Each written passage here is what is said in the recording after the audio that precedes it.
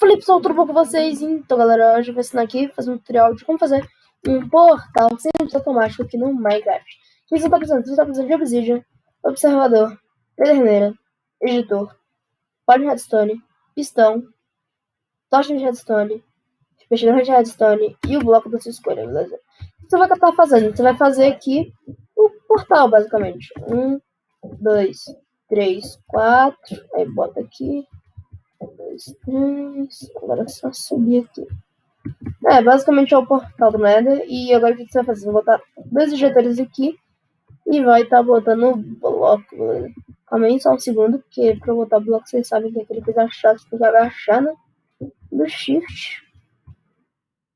Vou botar aqui bloco, aqui vai botar bloco também. E bom, pode fazer isso, basicamente isso aqui vai ser o principal do nosso portal, beleza? Após fazer isso você vai colocar você vai botar aqui uma alavanca que eu esqueci de pegar. Também, tá precisando de uma alavanca aqui, beleza? E com essa alavanca você vai botar a alavanca aqui. E aqui você vai botar um bloco. Botar o bloco aqui, o que você vai fazer? Você vai subir dois blocos aqui.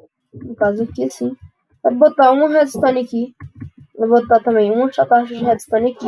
E depois botar uma tocha aqui, o que você vai fazer? Você vai basicamente botar um pistão normal apontado aqui pra frente. No caso assim, ele tem que estar assim. Então, se ele não ativar, porque não tá funcionando.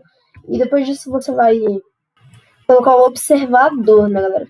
E para poder botar o observador, tem que estar esse negocinho vermelho virado para cá. Não pode estar para outro lado, tem que estar aqui. Bom, para você fazer isso, você vai colocar aqui. Vocês vão colocar blocos sólidos, beleza? Vou fazer um L aqui, assim, mais ou menos. Depois disso, o que você vai fazer? Vai puxar aqui redstone. E após você puxar redstone, você vai fazer o mesmo um esqueminha, né? Você vai botar aqui pederneira em um. No caso, eu vou botar a pederneira no outro. Porque, né? Ou, sei lá, eu vou botar no outro. E o balde de água em outro. Porque com o balde de água, você vai conseguir quebrar o portal, beleza?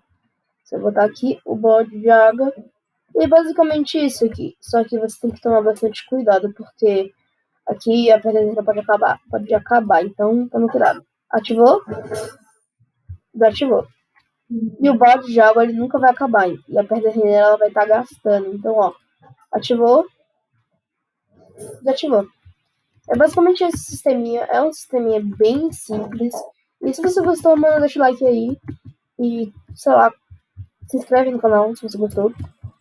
Tutorial bem legalzinho. E se você gostou, deixa o like. Muito